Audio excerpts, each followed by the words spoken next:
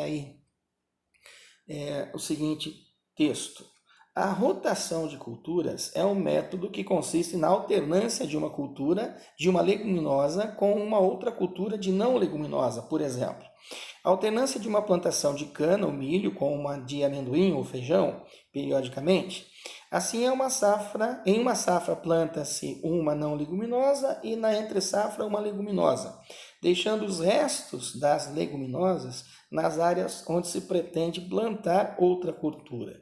Na verdade, o que nós temos aí, essa rotação de culturas, é uma técnica utilizada para que você possa, para que você permita ao solo uma recuperação natural. Lembrando que cada cultura ela vai absorver do solo determinados nutrientes. Então, quando você planta culturas variadas em períodos diferentes, ou dentro de uma certa sazonalidade, intercalando uma cultura com outra, você está permitindo um processo de reposição de alguns nutrientes no solo. Então, é uma técnica muito interessante dentro desse contexto. Tá? Aí vem lá, a forma de manejo exemplificada desenvolve um modo de uso de terra que proporciona. Então, veja lá. Como eu já disse, é uma técnica que permite a maior conservação da fertilidade do solo, principalmente a fixação do nitrogênio, que é fundamental para o sistema de raízes.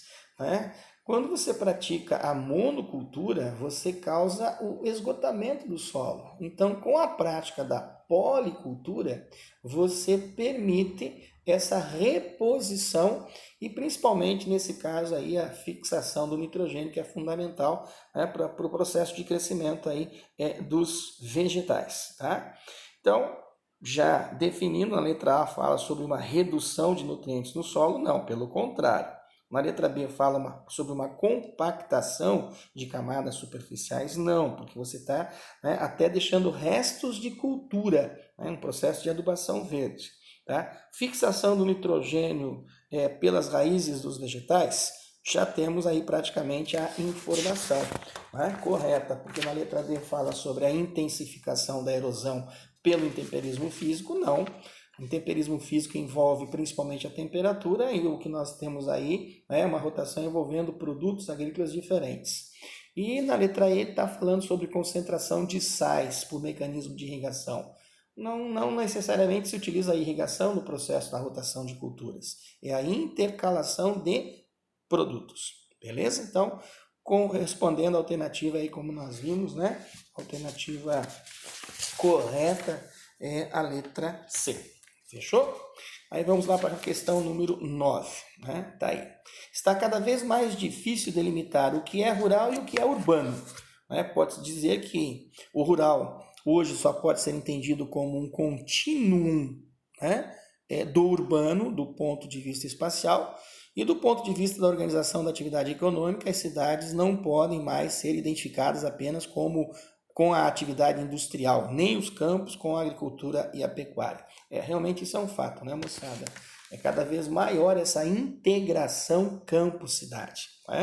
As atividades econômicas elas se tornaram cada vez mais complexas ao longo do tempo e aprofundaram a interdependência entre os lugares, entre o meio rural e o meio urbano, com o auxílio da difusão aí das redes de transportes, telecomunicações, informática, isso nem se discute.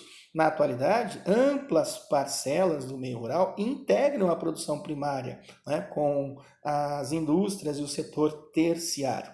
Então, é cada vez mais comum nós observarmos indústrias no campo, produzindo aí vários produtos, celulose, suco de laranja, açúcar, etanol, enfim, a mais variada produtividade. Tá?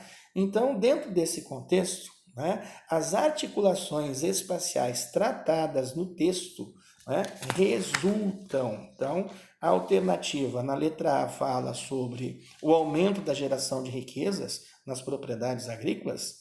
Não é essa integração que você entendeu dentro desse processo realmente muito difícil hoje de individualizar campo de cidade. Crescimento da oferta de empregos nas áreas cultiváveis? Não, pelo contrário. Nós sabemos que o êxodo rural, ele continua acontecendo e é cada vez maior, né, o número de pessoas nas cidades, tá? Na letra C, integração dos diferentes lugares nas cadeias produtivas. Bom, é o que eu acabei de falar, um processo de integração entre campo e cidade. Isso é cada vez maior. Então, já temos praticamente aí a nossa resposta, né? Na letra D fala em redução das desigualdades sociais das regiões agrárias. Nós não temos uma diversidade social, um contraste social muito grande nas áreas rurais. Você vê isso nas áreas urbanas. E na letra E fala sobre a ocorrência de crises financeiras nos grandes centros. Não tem nada a ver crise financeira em grandes centros, envolvendo aí as grandes cidades, as grandes metrópoles. Então, confirmando aí a alternativa, a letra C. Aí vamos para a nossa última questão, né?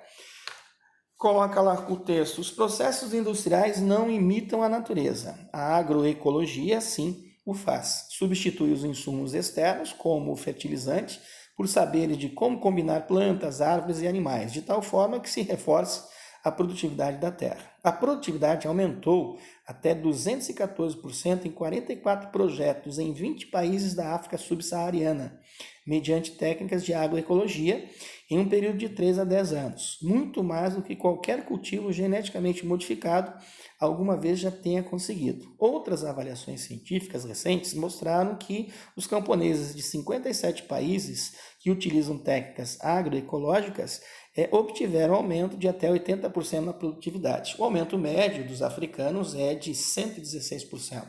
Hoje, a evidência científica demonstra que os métodos agroecológicos são muito melhores do que os fertilizantes químicos para aumentar a produção de alimentos em regiões onde vivem os famintos. É a chamada biotecnologia, né, moçada? Dentro desse contexto. Então, com base nas informações do texto e nos conhecimentos, né, da cartografia agrária, assinale a alternativa correta.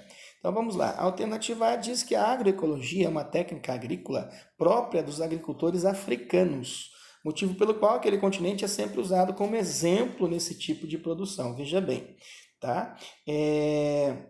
No que diz respeito à técnica, realmente tem sido praticada na África, mas ela não é própria da região.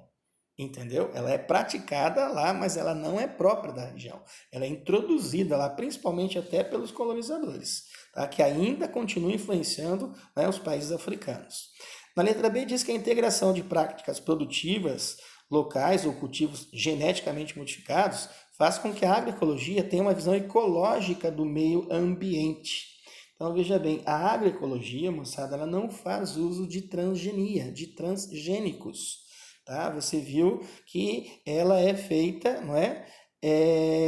Combinando plantas, né? Substituindo insumos externos, né? Como os fertilizantes, né? Combinando plantas, árvores e animais.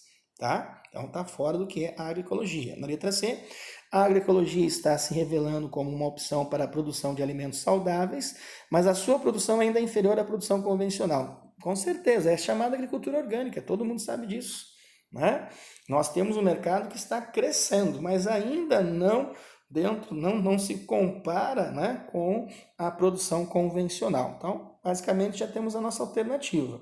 Na letra D diz que a forma agroecológica de produzir foi introduzida no Brasil na década de 70, século 20, quando a modernização da agricultura promoveu o que se denominou Revolução Verde. Lembra? Revolução Verde faz parte do quê? Do agronegócio.